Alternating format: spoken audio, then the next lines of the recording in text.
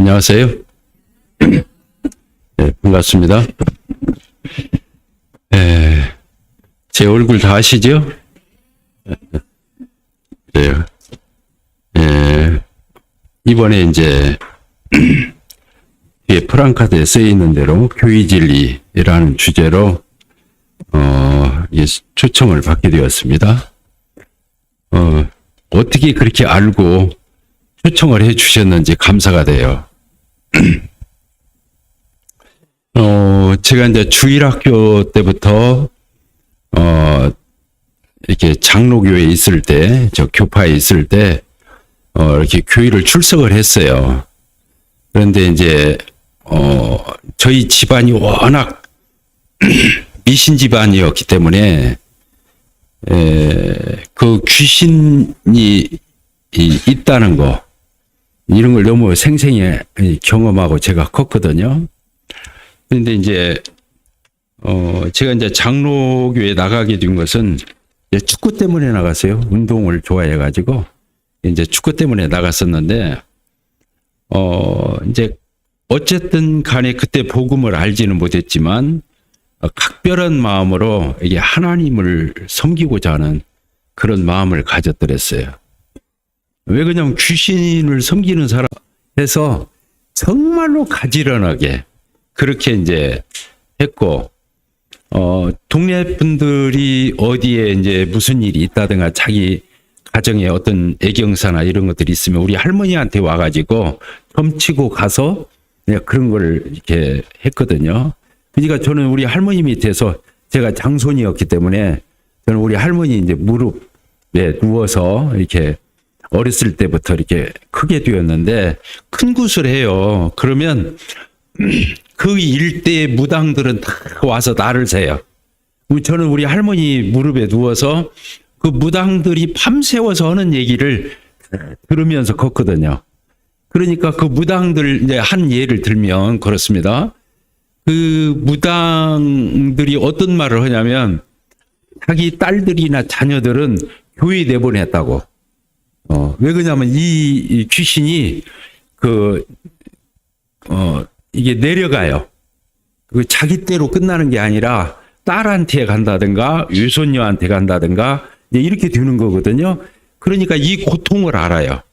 이 귀신을 따른다는 것이 얼마나 이 기가 막힌 거라는 것을 알기 때문에 자기 자식이나 이 손자한테는 이걸 안 내려가게 하려고 그걸 중간에 끊기 위해서 그 자식 때에 이미 그 교회를, 자기도 교회를 전혀 모르잖아요. 그런데도 교회를 다니면 이게 끊어지는 걸 알아요. 보복을 좀 당하긴 하겠지만, 그래서 그런 얘기들을 막 밤새도록 주고받아요. 신기하잖아요. 자기가 귀신을 따르면서 귀신을 안 믿게 하려고 그 중간에 그런 일들을 이렇게 서로 주거니 받거니 하면서 날 새는 얘기를 제가 제가 이제 주일학교 때부터 이렇게 이제 교회를 다니게 되었는데, 그러면 귀신을 따르는 사람들도 이렇게 지극정성으로 정말 그냥 대충 하는 법이 없어요. 그래서 저는 이제 이제 이렇게 교파를 다니게 되었어도 꼭 율법 아래 있다 이런 것보다도 하나님은 천지를 창조하신 하나님 오직 하겠는가 이런 생각을 하면서 정말로 각별하게 교회를 다녔어요. 그래서 이제 제가 학생 때, 이렇게 중고등학교 학생 때는 이게 교파에 이제 저희 교회도 그런데 장의자가 있죠. 긴 의자가 있죠. 4명, 5명 앉는 긴 의자가 있는데 얼마나 무거워요. 목재로 돼가지고. 그런데 제가 토요일 같은 때는 그 무거운 그 학생 가방을 가지고 토요일 같은 때는 집에로 바로 안 가고 예배당으로 가서 그 가방 한쪽에다 놓고, 그 상당히 넓었거든요. 지금 저희 예배당 사이즈 뒤는 제가 그런 교회를 다녔는데 그 의자를 뒤로 물러요. 전부 이렇게 들어서 뒤로 이렇게 물러놓고 물 뿌리고 그 예배당을 다 쓸어요. 또 앞으로 다 옮겨놓고 또 쓸어요. 그래 놓고는 또 줄 맞추기를 해야 하잖아요. 그 일일이. 이제 그렇게 하고 제가 집에를 오고 토요일 날 같은 때는 거의 그렇게 했어요. 그리고 교회 예배당에 똥오줌 퍼내는 거 포세식이라고 옛날에 예배당 저 밖에 이렇게 마당 한쪽 구석에 있으면 그거 퍼내는 거 다 하고 그 예배당 칠 적에는 제가 여름 같은 때는 거의 집에를 안 들어가고 밤에 야방을 쓰면서 그 자제를 다 지키고 이렇게 각별한 그런 그 하나님을 섬기는 그런 삶을 살았어요. 이해가 되세요? 그랬는데 제가 이제 율법 아래 있었기 때문에 어떤 생각을 가졌냐면은 하나님 앞에 이 죄를 지으면 지옥 간다 이런 걸 알았기 때문에 어떻게든지 죄를 안 지으려고 그러고 또 죄를 지었다 그러면은 회개를 해야 죄가 없어진다고 생각했어요. 그때 제가 어떤 방식으로 회개를 했냐면 어렸을 때부터 제 마음에 꺼림칙하고 걸림이 되는 그런 죄들이 있죠. 인상 깊게. 그러면 그것을 수도 없이 그걸 체크해 가면서 발을 정자 써가면서 그 죄를 회개하면서 하나님 앞에 뉘우치고 눈물 콧물 흘리면 그 죄를 없애주는 줄 알았어요. 아시겠죠?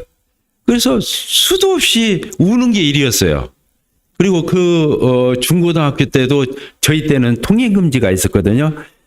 그러니까 저녁 12시가 되면은 통행금지가 돼서 새벽 4시 반이 되어야 이제 그 통행금지가 해제가 되어 사람들이 기동하고 이렇게 할 수 있었는데 저 같은 경우는 그 새벽 기도 한 번을 안 빼고 눈이 오나 비가 오나 그 학생 때도 이게 다녔거든요. 그리고 철야 또 거의 그 학생 때 이렇게 그렇게 했었어요. 그런데 이제 문제는 뭐냐? 그렇게 이제 죄를 안 지을 수가 없잖아요. 그럼 죄를 지으면 마음에 꺼림칙하고 이때 내가 죽으면 꼭 지옥 갈 것 같아. 그러면 또 가서 하나님 앞에 막 큰 소리로 울고불고 하면서 기도하고 회개하고 그렇게 하면 죄가 없어지고 또 이제 그런 삶을 살았죠. 반복해서 그렇게 살다가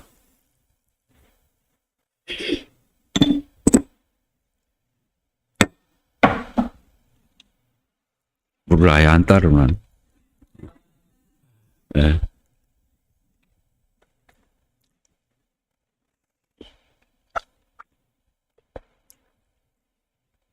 그래서 이제 교회를 이렇게 이제 상당한 세월을 지났죠. 그렇게 주일학기 때부터 교회 출석을 해서 제가 이제 한전에 대학을 졸업하고 취업을 해서 신입사원이 되어가지고 사회생활을 하다 보니까 율법 아래 있으니까 그때는 이제 상사들이 담배도 원하고 술집에 가면 따라가야 되고 이제 그런 일들을 사회생활을 시작하게 되다 보니까 율법 아래 있으니까 더 많은 것들이 마음이 괴로운 거예요. 이제 그런 생활을 하다가 제가 27살 우리 저희 자매를 만나고 우리 큰아이가 뱃속에 있었을 때 제가 이제 한전에서 퇴근을 하고 집에를 오는데 집에를 못 들어가겠는 거예요. 너무 마음이 꺼림칙하고 불편하고 그러니까 몸살을 하다가 회사에서 늦게까지 근무하고 집에로 안 가고 바로 예배당으로 갔어요. 예배당으로 가서 제가 다니던 교회에 그 지하에 있는 새벽기도 하는 그 기도실을 들어가 가지고 밤 11시에 들어가서 하나님 앞에 기도를 했어요. 하나님, 나는 왜 이렇게 죄를 안 짓고 싶은데 왜 이렇게 내가 죄를 짓습니까? 왜 이렇게 내가 구제불능입니까? 왜 이렇게 안 됩니까? 아무리 노력해도 죄를 짓잖아요. 그래서 이제 그때 그렇게 기도실에 들어가서 제가 이제 하나님 앞에 다른 때는 막 큰 소리로 막 주여 삼창하고 막 회개기도 하고 그리고 나서 그랬는데 그날은 그렇게 수도 없는 세월을 제가 그렇게 반복해서 해왔기 때문에 그날 저녁만큼은 그러고 싶지를 않았어요. 그래서 하나님 앞에서 제가 이제 조용조용히 그날 처음으로 이게 대화하듯이 하나님 앞에 처음으로 그런 기도를 해봤어요. 하나님, 저는 왜 이 모양입니까? 왜 나는 죄를 안 지을 수가 없습니까? 이러면서 푸념 반, 원망 반 이렇게 이제 제가 기도를 하고 있는데 하나님께서 어떤 음성을 주셨냐면, 야, 인관아, 네가 나한테 맨날 나올 적에는 네 이력서만 가지고 나오지 않느냐. 내가 잘못한 거, 잘못한 거, 그러면 체크리스트 가지고 와서 하나님 앞에 아리고 그랬잖아요. 근데 그날 저녁에는 하나님께서는 무슨 말씀을 하시냐면, 너는 왜 쏙 빠지고 왜 네 이력서만, 네 발자국만 내놓느냐. 그런 이런 생각이 들어서 그날 처음으로 하나님 앞에서 그렇구나. 저에 대해서 살펴보게 됐어요. 저의 과거의 발자국이나 저의 어떤 잘잘못이나 이런 그런 것들을 저의 행위 목록을 이런 것을 보기보다는 이제 저를 살펴봤어요. 그러고 보니까 정작 내가 그 죄를 지은 발자국을 내가 밟고 지나온 자국이더라고.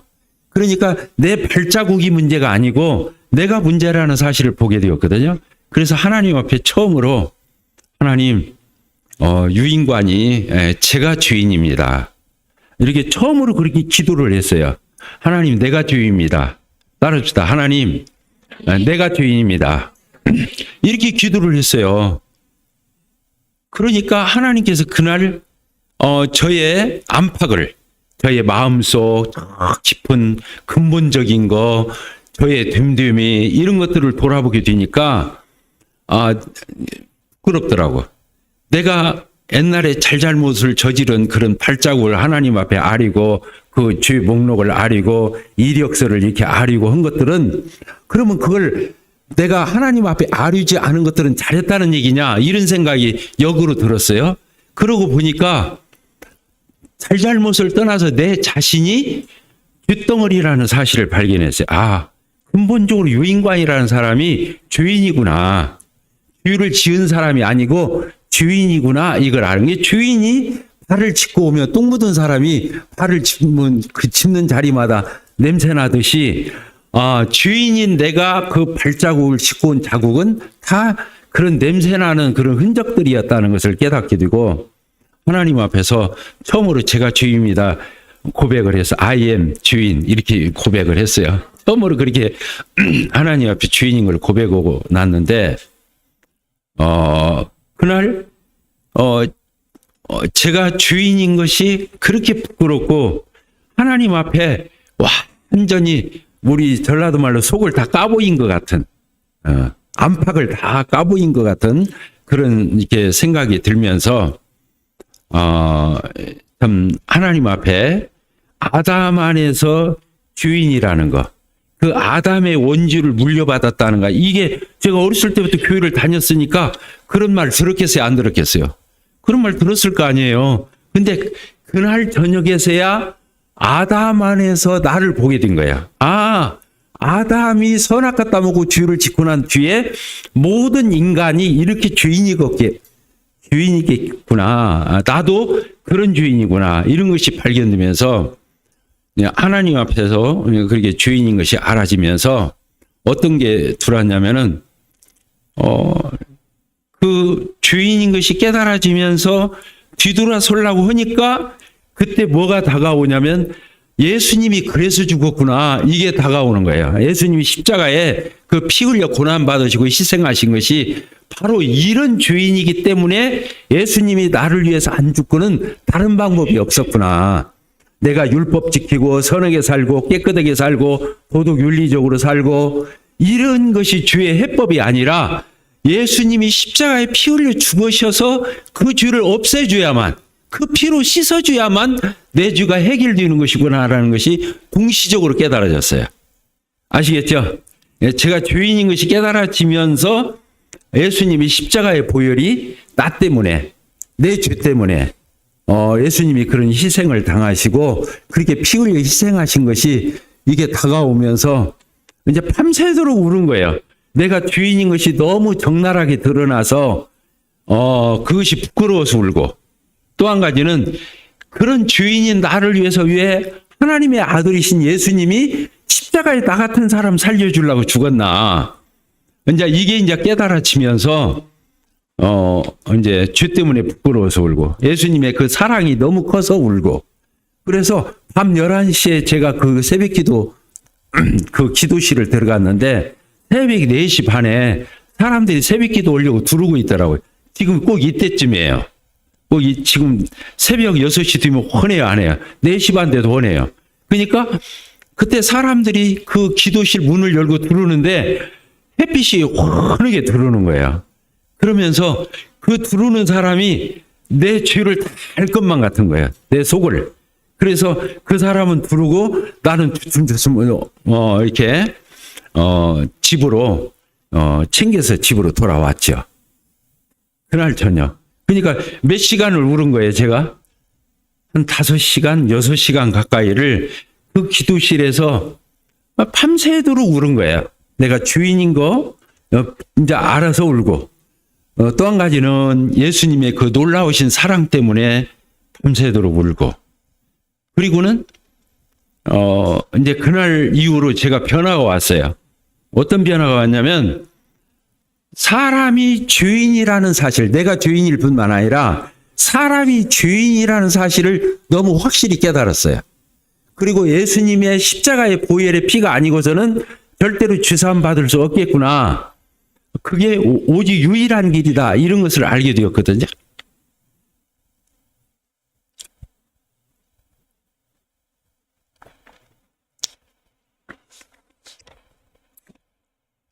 네, 그래서 그날부터는 사람들을 만나는 사람마다 우리가 진짜 죄인이라는 사실을 가르쳐 줬어요. 만나는 사람마다 우리가 얼마나 죄인인 줄 아느냐. 이제 제 경험을 바탕으로 해가지고 간증 겸해서 죄인인 것을 전달해주고 또 바로 이어서 예수님의 십자가의 이 보혈의 피가 아니고서는 이 죄가 깨끗해질 수 없다. 그래서 예수님이 십자가에 매달린 거다. 이 두 가지를 꼭 전한 거예요. 사람들한테. 뭘 전했다고요? 사람이 죄인인 사실. 그리고 또 한 가지는 뭐예요? 예수님의 십자가의 보혈의 피가 아니고서는 이런 인간의 참 이 암흑과 같은 이 죄를 누가 해결할 수 있겠느냐. 그래서 이 두 가지를 만나는 사람마다 이 말씀을 전했어요. 그리고 저는 그게 거듭난 건지 몰랐어요. 예수님 십자가를 생각하면 눈물이 나는 거, 그 은사를 받은, 그 은혜를 받은 줄 알았어요. 뭔지 알겠죠? 예. 그러니까 그날부터 눈물이 마르질 않았죠. 27살 때부터 교회를 다닌 지 굉장히 한 17년 됐을 때인데, 그때부터 이제 하나님께서 제 마음을 다 뺏어갔어요. 다 뺏어갔어요. 그래서 이제 목사님이 설교를 해도 안 들어요.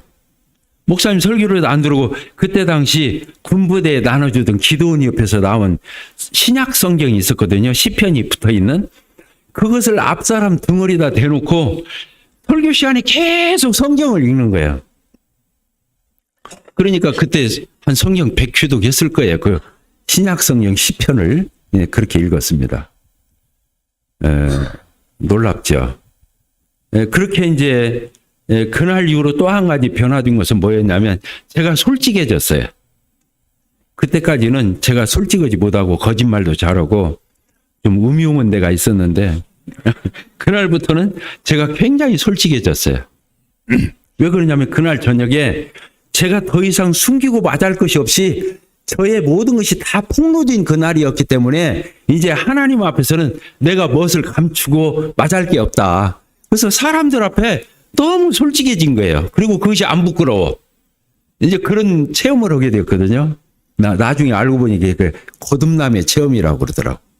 이게 저는 누가 복음을 전해준 것도 아니고 설명해 준 것도 아니고 그렇게 인도한 게 아니에요. 하나님께서 하도 애를 달고 그 율법 아래에서 정말 열심히, 바울 사도가 그랬잖아요. 그 열심히 하니까 다메섹에서 하나님께서 일방적으로 만나 주셨던 것처럼 저도 그렇게 주님을 만났거든요. 그리고 이제 기성교회에서 이제 제가 이렇게 복음을 이제 그때 이제 사람이 왜 죄인인지, 왜 예수님의 보혈의 피가 아니면 안 되는지 이런 것들을 전하다 보니까 제가 다니고 있던 그 교회 목사님이 내비게이터 출신이셨어요. 근데 그분이 제가 이제 이렇게 복음 전하는 걸 보고는 놀래가지고, 왜 내비게이터에서 가르치잖아요, 복음을. 근데 저는 너무 확신 있게 막 뭐 이렇게 복음을 전하니까 목사님은 자기는 이론적이라고 생각을 했던가 봐요. 그래서 주일날 저녁 설교, 수요일날 저녁 설교, 그 설교를 저한테 맡겼어요, 목사님이.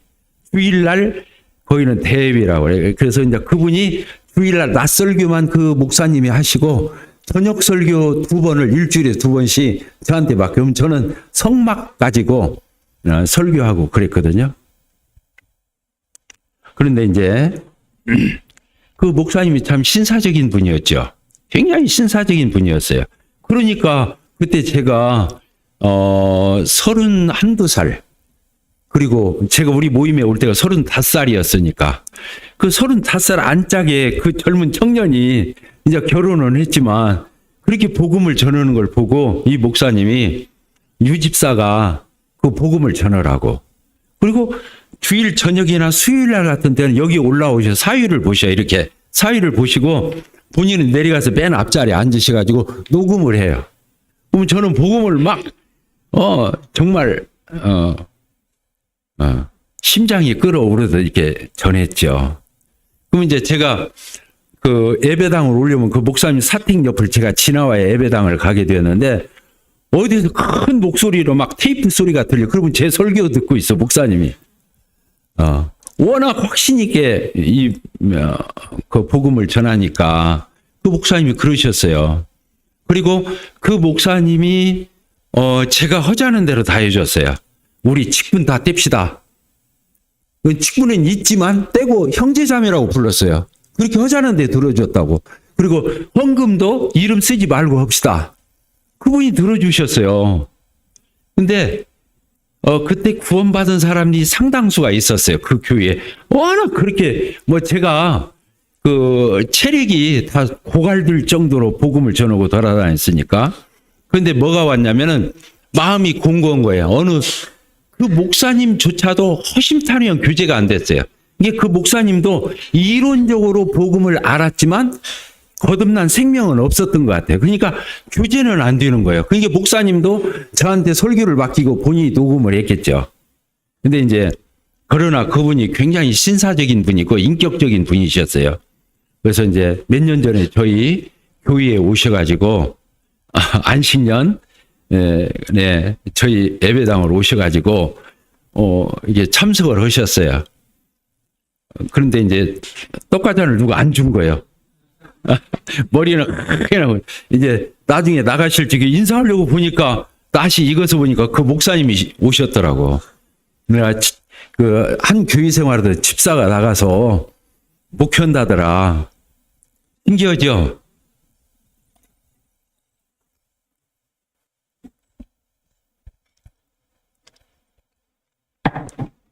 그래서 그 목사님께서 하루 내내 오셔서 점심 애창 같이 하고 저녁 늦게까지 같이 교제하고 그동안 밀렸던 얘기 그거 다 하고 이제 저희 모임에 대해서 소개해드리고 그리고 이제 지금 몇 달 됐나요? 올해도 오셨어요.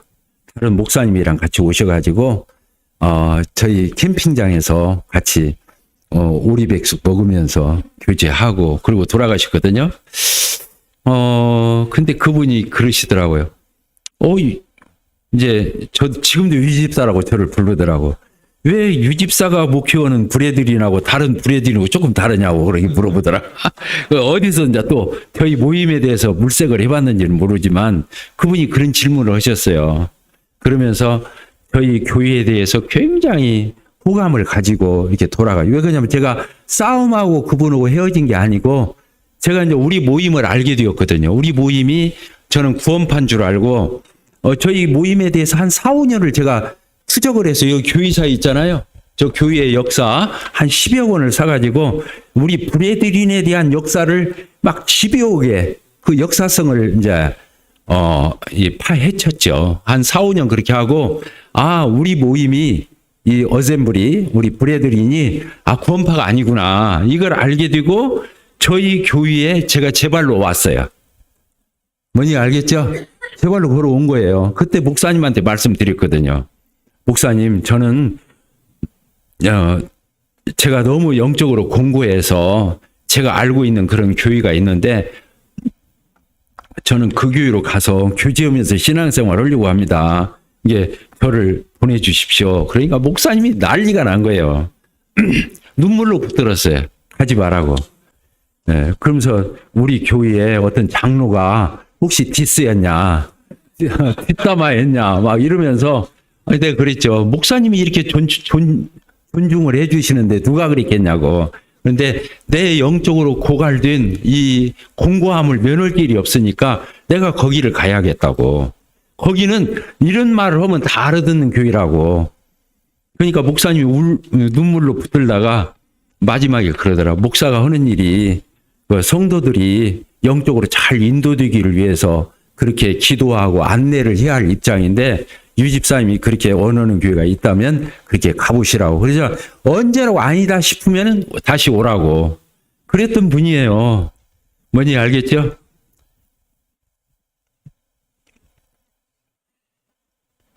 그렇습니다. 그래서 저는 기성교회 있을 때 복음 때문에 저희 모임으로 온 게 아니고 교회가 안 되는 걸 보고 여기를 왔어요. 교회가 성경적으로 안 돼요. 워낙 오랜 전통과 그들이 갖추고 있는 이 폼이 딱 갖춰져 있어가지고 안 되는 거예요. 거듭난 사람이 있어도 안 돼요. 그래서 저는 이제 저희 모임을 찾아서 이렇게 그때 지금 기린노 교회에 그 옛날 장소 중앙동 교회라고 있었어요. 옛날에 그 도청 앞에 있는데 거기에 이제 제가 제 발로 걸어가서 거기를 출석하게 됐죠. 그리고 제가 이제 우리 모임에 왔었을 때 처음에 발견한 책이 어떤 책이었냐면 성경이 말하는 장로직. 따라서 해보십시다. 성경이 말하는 장로직. 성경이 말하는 인도자들. 이제 이 책자를 보게 됐어요. 근데 그 책자가 뭐냐면 교회의 이 신약 성경적인 교회의 목회제도는 장로들에 의해서 복수 장로들에 의해서 이루어지고 동역이 이루어지고 이런 것들이 아주 거의 한 500페이지 되잖아요. 그 책이 상당히 신학적으로 써 있어요. 난이도가 있는 책자잖아요. 근데 제가 처음에 그 책을 보고 놀래버린 거예요. 아니, 그게 브레드린에서 분별하는 그런 리더십이 아니라 성경이 말하는 장로직인 거예요. 이게 중요한 겁니다. 뭔 얘기 알겠죠? 우리는 브레드린을 이루기 위해서 여기 있는 게 아니잖아요. 그래요, 안 그래요? 우리가 브레드린 빛고울 상무교회가 되기 위해서 여기 있는 게 아니잖아요. 성경이 말하는 하나님의 말씀이 가르치는 그 교회를 하나님 앞에 이루어드려서 하나님께 영광을 돌리고 우리가 정말로 보람이 있고 감사하고 그런 하나님의 축복을 받기 위해서 지금 우리가 이 길을 가는 거잖아요. 근데 우리 브레드린이 감사한 것은 그런 길을 가고자 하는 거잖아요. 그러니까 우리 브레드린에 있는 것이 참 감사하고 이런 의미를 가지게 되는 거죠. 그래서 이제 저희 모임에 와가지고 처음에 발견한 책이 그 책이었고 아까도 잠깐 얘기했지만 제가 이제 10월 달에 10월 10일 날 왔어요. 90년 10월 10일. 몇 년 됐어요? 34년 됐죠? 그러잖아요. 90년이니까. 34년 됐는데 그때 90년 10월에 왔는데 91년도 이 7, 8월에 충남 지역 그 연합수양회가 그 충청도 보은 그 보은이라는 데 알죠? 거기에서 있었어요. 근데 제가 호남 지역에 있는 형제인데 기린노 교회 형제인데 제가 거기를 간 거예요. 그때 강사가 누구셨냐면 박준영 형제님이 강사하셨어요. 근데 그 형제님이 그날 처음부터 끝까지 그 수양회 기간 동안에 그리스도께서 사랑하신 교회 책자 알죠? 예, 맥도날드 형제님이 지으신 그 책자를 가지고 처음부터 끝까지 강의를 하셨어요. 근데 제가 이 맨 앞자리, 예, 침튀기면 이렇게 튀는 자리, 이 자리에 앉아가지고 매 시간마다 그 강사 형제님한테 음료수 캔 같은 거 1,000원짜리 넣으면 나오는 캔 있잖아요. 그것을 매 시간마다 뽑아다 이렇게 드리면서 맨 앞자리에 앉아서 처음부터 끝까지 다 들었어요. 그러니까 제가 모임에 오자마자 뭘 들었냐면 성경이 말하는 교회 진리에 대해서 저기 써 있잖아요. 두 번째가 뭐예요? 교회 진리. 이 교회 진리를 처음부터 끝까지 옴싹 다 들은 거예요. 그리고 잊어먹질 않는 거예요. 제 안에 청사진처럼 남아가지고 안 잊어먹는 거예요. 그래서 이제 제 마음속에 정했어요. 내 비전이 뭐냐? 신약 성경적인 아름다운 교회. 따라서 한번 해보십시다. 신약 성경적인 아름다운 교회.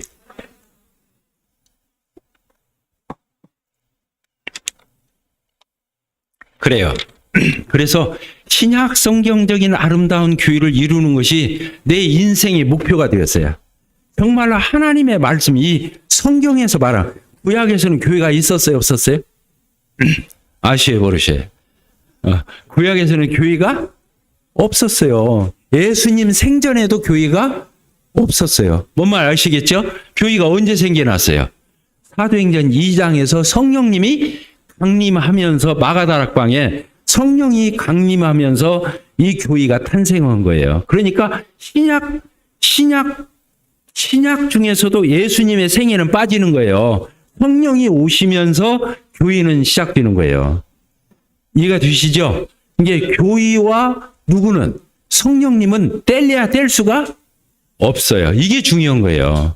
그래서 저는 이제 저희 모임에 와가지고 정말 신약 성경에서 가리키는 정말로 그 복되고 아름다운 그런 교회를 이루는 것이 생전의 소원이 됐어요. 차나 아시겠죠? 그래서 이제 기린노 교회에서 한 4년 있었죠. 한 4년 6개월 이렇게 있었어요. 근데 기린노 교회에서 교파에서 온 친구가 워낙 열심히 하니까 그냥 어떻게 장로로 세워버렸어요, 저를. 그래가지고 소천어신 이승환 형제님이라고 있어요. 아시죠? 예, 그 이승환 형제님을 저하고 같이 장로로 세워졌어요. 그래서 기린노 교회에서 1년째 장로 일을 못 오고 바로 청거를 나갔죠. 다른 장로 형제님하고 4명이 장로였는데 두 장로가 이제 전주 서신동 교회를 나갔어요. 청거가 되어서. 별 얘기 다 하네. 그래서 서신동 교회 가서 한 6년 6개월 한 7년 가까이를 거기서 이제 복수 장로를 했죠. 그런데 제가 같이 목표를 하는 그 장로 형제님께 제가 건의를 했어요. 어떤 건의를 했냐면 성경이 말하는 장로직 책자를 우리 장로 모임을 할 적에는 꼭 그 책자를 읽고 장로 모임을 합시다. 서로 가르치거나 해석을 하는 게 아니라 그냥 읽기만 하자고. 근데 그 형제님이 승낙을 안 했어요. 나는 장로직을 그렇게 안 배웠다. 나는 교의를 그렇게 안 배웠다. 어깨너머로 배운 걸 그 형님은 다라고 생각하신 거예요. 뭔 말 알겠죠? 못 알아듣겠어요? 그러니까 여기서는 더 이상 여기서 왈가왈부해야 싸움만 되고 다툼만 되고 정만 나고 안 되겠다. 하루라도 내가 빨리 나가야겠다. 그래서 이제 어느 날 형제님한테 말했죠. 형제님, 형제님이 나가시면 얼마든지 나가시면 거기에 맞게 제가 그렇게 하고 아니면 형제님 안 나가시면 제가 나갈게요. 뭔 얘기 알겠죠? 그렇게 해서 제가 이제 나오게 됐어요. 그래서 청거를 그때 이제 전주 북부교회라고 그래요. 그때는 옹골 송천교회는 나중에 붙인 이름이에요. 전주 북부교회 구원파교회가 있어가지고 자꾸 오해를 받으니까 나중에 중간에 이름을 옹골 송천교회로 개명한 거예요. 처음에는 뭐였다고요? 전주 북부교회에 있었어요. 그래서 이제 그 전주 북쪽 끝이죠. 송천동이 전주로 말하면 북쪽 끝이에요. 거기다 이제 개척이 돼가지고 지금 이제 23년 하고 올 10월이 되면 24년이 되는 거예요. 아니 23년이 되는 거예요. 2021년도에 개척이 됐으니까 23년이 되는 거죠. 뭔지 알겠죠? 네, 사연이 많습니다. 그래서 이제 제가 이제 나오면서 하나님 앞에 서원을 했죠. 하나님이 저한테 물어보는 것 같았어요. 도대체 네가 몸살을 하고 이루고자 하는 교회가 도대체 어떤 교회야? 그래서 하나님 신약 성경적인 아름다운 교회를 이루게 해 주십시오. 성경적인 교회를 이루게 해 주십시오. 그때는 길었어요. 단순하고 순전한 신약 성경적인 아름다운 교회. 이렇게 길었어. 뭐라고요? 교회들 보니까 복잡해. 그래서 단순하고 또 좀 오염이 됐어. 그래서 순전한, 단순하고 순전한, 그 다음에 신약 성경적인 교회. 성경에 기초오지 않으면 아무 의미가 없잖아요. 그리고 정말 하나님께서 감탄하시고 우리가 바라는 그런 아름다운 교회를 이루는 것이 목표. 그런데 나중에 이제 너무 길으니까 안 주겠더라고. 저만 유지, 다른 사람 못 유더라고. 그래서 신약 성경적인 아름다운 교회. 그래서 지금까지 이렇게 왔죠. 그리고 이제 하나님 앞에서 그렇게 이제 제가 몸살을 하나님께서 말씀하셨어요. 도대체 네가 이루고자 하는 교회가 어떤 교회인지 한번 써봐. 그래서 제가 21가지를 써봤어요. 첫째, 예배에 대한 부흥. 우리 떡과자 안 놓고 예배 드려야 안 드려요. 정말로 저는 20명만 넘으면 막 감지덕지 하겠어. 예배 때 감사 기도를 20명만, 형제님들이 20명만 드리면 최고의 막 훌륭한 교회가 될 것 같아. 근데 제가 기린노 교회나 소신동 교회 올 적에 5명, 많이 들으면 6명, 기적이 일어나면 7명.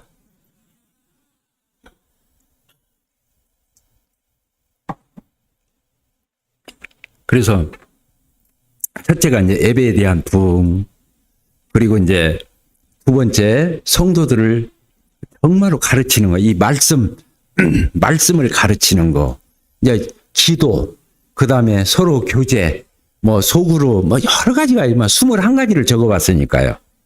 그래서 했는데 하나님께서 한 가지만 아직 반영을 못하고 다 반영이 됐어요. 더 제가 기도하고 바라는 것보다 더 놀랍게 하나님이 이루어 주셨어요. 한 가지 안 된 것은 연보 주머니 돌리는 거.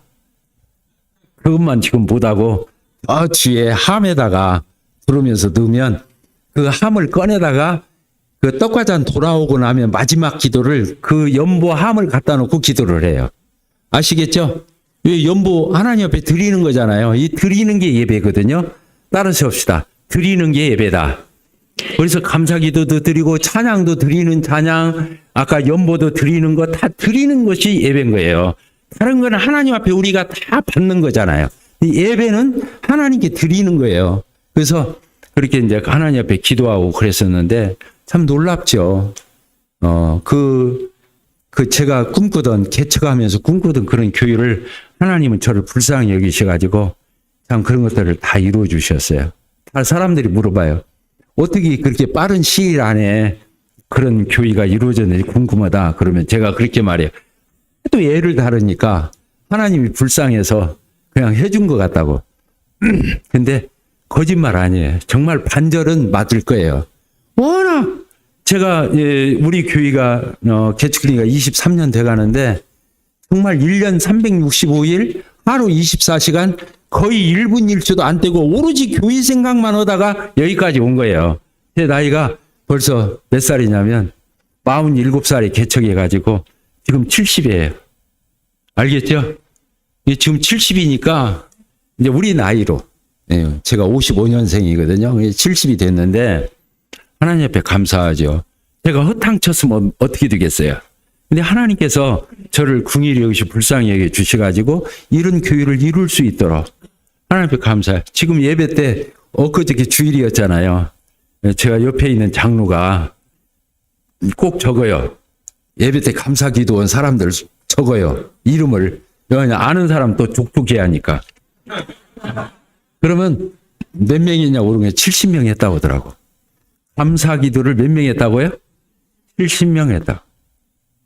그러니까 우리는 1분도 거의 예의 없이 10시 반에 정확히 시작하고 11시 반에 끝나요. 아까 연보에 대한 마지막 기도 끝나고 나면 딱 반대요. 1시간에 70명이 하는 거예요. 그러니까 한 사람당 몇 분씩 쓰겠어요? 몇 분이 아니죠? 1분도 안 쓰는 거예요. 그러니까 엑기스만 하는 거예요. 엑기스만. 이런 학생들 침례받았으면 다 감사 기도예요. 거의 학생들도 몇 명 안 빠지고 거의 다 한다고 볼 거예요. 제가 안 세봐서 모르는데 아이콘 지난주에도 70, 많으면 80명까지도 가더라고요. 적게 하면 60명. 네. 그러니까요. 감사 기도가 지루어들 안 해요. 감사 기도가 우리 전라도 말로 질리질 않아. 왜 그러냐면 엑기스만 신선하게 몇 줄로 하니까. 이해가 되십니까? 자매님들이 구원받은 지 아무리 오래되고 자매님들이 아무리 성숙하고 신령하고 은사가 있어도 자매님들은 예배 때 감사기도 할 수 있어요, 없어요? 없어요. 형제는 같이 예배 받으면 중학교 2학년짜리도 감사기도 할 수 있어요, 없어요? 있어요. 그러니까 형제님들은 이 감사기도를 양보하면 되겠어요, 안 되겠어요? 양보하면 안 되는 거예요. 그러다 기도가 마음이 안 내키는데 하라 그 말이 아니라 일주일을 기도를 이 예배에 대한 준비를 하면서 기다리면서 그 일주일을 살아야 하는 거예요. 그러니까 기도를 짜내는 게 아니라 기도가 터쳐 나와야 하는 거예요. 자, 이거 드셨죠? 감사해요, 안 감사해요? 감사해요. 빛골 상무교회도 훌륭한 교회가 되기를 바라고 그렇게 기도하겠습니다. 아시겠죠?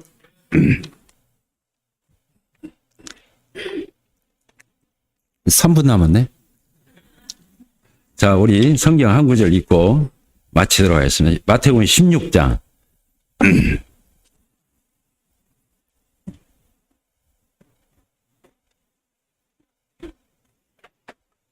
16장 14절 끝부분입니다.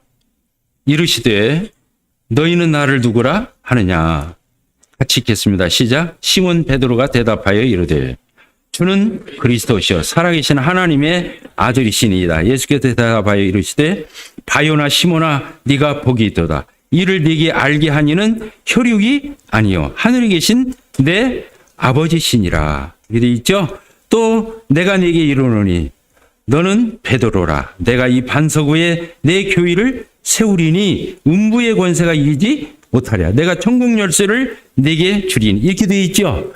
이게 신구약을 통해서 교회라는 단어가 처음 나오는 장절이에요. 16장 몇 절이라고요? 18절. 16장 18절. 신구약을 통해서 교회라는 단어가 맨 처음 나오는 여기라는 것을 알고 있어야 돼요. 근데 이때 주님 생전에 교회가 있다는 거예요, 없다는 거예요? 없다는 거예요. 어디를 보면 알 수 있어요? 여기 보니까 써 있잖아요. 또 내가 네게 이르노니 너는 베드로라. 내가 이 반석 위에 내 교회를 세웠다. 이렇게 써 있는 게 아니라 세우리니 이렇게 돼 있는 거예요. 미래형으로 써 있는 거예요. 미래형. 그러니까 예수님 생전에도 교회가 없었다는 거예요. 근데 교회에는 놀라운 거 여기서 세 가지를 발견할 수 있어요. 첫째, 교회는 어디 위에 세워지는 거예요? 예? 따라서부터 신앙 고백 위에. 분명한 신앙 고백 위에 이 교회가 세워져요. 그러니까 신앙 고백이 분명한 사람에게 뭘 주는 거예요? 침례를 주는 거예요. 여기 뭐라고 신앙 고백에서 베드로가 주는 그리스도시요 살아계신 하나님의 아들이십니다. 이게 예수님을 영접한 기도잖아요. 그 고백 위에 교회가 세워지는 거예요. 베드로 위에 세워지는 게 아니에요. 이 베드로가 반석이라고 할 때에 이 베드로에게 쓰인 반석이라는 단어는 돌멩이 이런 단어예요. 돌멩이. 알겠죠? 그런데 예수님이 돌멩이 위에 교회를 세운다고 안 했잖아요. 어디 위에 세운다고 그랬어요? 반석, 기초. 이 기초가 뭐냐면 말씀을 얘기하는 거예요. 말씀. 그래서 모래 위에 세운 집과 어디 위에? 반석 위에 세운 집. 모래 위에 세운 집은 사람 생각에 의해서 세워진 교회를 얘기하는 거고 반석 위에 세운 교회는 어떤 교회를 얘기하는 거예요? 하나님의 말씀 위에 세워진 신앙을 가리켜서 반석 위에 세워. 여기 반석이라는 말은 그런 뜻이에요. 기초. 기초를 얘기하는. 그러니까 베드로의 기초 위에 세웠다 이 말이 아니라 베드로가 고백한 그 신앙 고백 위에 이 주님의 몸된 교회가 세워졌다고 하는 거. 그래서 그 교회가 건강한지 아는지는 뭘 알 수 있냐? 그 교회의 일원들이 이런 신앙 고백이 똑 떨어지냐? 이런 신앙 고백이 분명하냐? 확실하냐? 이게 굉장히 중요하다는 사실을 우리는 여기서 배울 수 있습니다. 아시겠죠? 그리고 예수님 생전에는 교회가 있었다 없었다? 아직 없었다. 교회는 언제 생겼다? 사도행전 2장 1절에서 생기는 거예요. 따라서 사도행전 2장 1절. 사도행전 2장 1절에 어떤 사건이 있었어요? 성령님이 그 마가다락방에 강림할 때 교회가 탄생한 거예요. 또 여기서 한 가지 알 수 있는 것은 교회는 어떤 거라고 그랬어요? 음부의 권세가 이기지 못하는 교회의 위상을 얘기하는 교회의 정체성. 교회는 이 세상 권세가 이 세상 천재 그 어떤 것도 교회를 이겨먹을 자가 없는 거예요. 교회는 죽었다 부활하신 예수 그리스도 위에 세워진 것이고 승리한 그래서 십자가로 승리하셨잖아요. 예수님이 십자가로 실패하고 죽은 게 아니에요. 예수님이 십자가로 어떻게 하셨다고요? 골로새서에 보면 십자가로 승리하셨느니라 이렇게. 그럼 부활은 뭐예요? 부활은 승리를 나타내는 게 아니라 정복을 나타내는 거예요. 따라합니다. 정복. 십자가는 승리, 부활은 정복. 아까 한 대로 우리가 그 이북이 38선이 그어지고 난 뒤에 다 폐퇴해가지고 이북으로 다 올라갔잖아요. 그런데 저 지리산이나 이런데 그 빨치산들이 남아가지고 아직 정복이 됐어요, 안 됐어요? 다. 폐잔병들인데도 불구하고 아직 정복은 안 됐잖아요. 근데 나중에 완전히 토벌이 돼서 정복까지 완전히 이루는 이런 걸 얘기하는. 그래서 부활은 정복을 얘기하는 거예요. 그래서 구원받은 성도는 주를 이겨먹는 삶을 사는 거예요. 그리고 하나님의 뜻대로 그 거룩한 삶을 사는데 능히 살아낼 수 있는 그 힘과 능력을 공급받는 거예요. 그게 부활의 능력을 얘기하는 거죠. 이해가 되셨죠? 십자가로 뭐예요? 승리. 부활로 정복. 이 사실을 우리가 여기서 알고 그리고 이 고백을 한 사람 위에 교회 위에 뭘 줬다고 그랬어요? 천국 열쇠를 줬어요. 여기 보면 그렇게 돼 있잖아요. 그래서 교회에게 복음을 맡긴 거예요. 그래서 교회가 나가서 복음을 전하는 거죠. 예수님을 증거하는 거예요. 복음은 예수님을 가리키는 거예요. 따라서 복음은 예수 그리스도이다. 그렇죠. 복음은 나중에 보게 되면 예수님이 십자가에 죽으시고 부활하신 것을 얘기하는 거예요. 그래서 십자가와 부활이 복음의 핵심이지만 그 말은 한 달이 건너뛴 거예요. 복음은 누구라고요? 예수 그리스도를 얘기하는 거예요. 그래서 복음이 예수님이라고 믿는 사람은 복음을 깨달은 사람 안에서 예수님 냄새가 나고 예수님의 인격성이 느껴지는 거예요. 그런데 복음을 도식적으로 예수님이 세상 죄를 다 지고 왔다. 당신 죄도 지고 왔다. 그래서 예수님이 다 갚았다. 그러면 죄가 있느냐 없느냐? 죄 없다. 죄가 없으면 천국 간다. 그러면 당신은 구원 받았다. 이렇게 도식적으로 배우면 안 되는 거예요. 복음은 그런 요소가 있지만 그렇게 구구단 공식 외우듯이 그렇게 외우면 안 되는 거라는 거예요. 이해가 되셨죠? 그러면 그 사람은 아까 말한 대로 공식적인 사람밖에 안 돼요. 얘가 인격적 변화가 안 생겨요.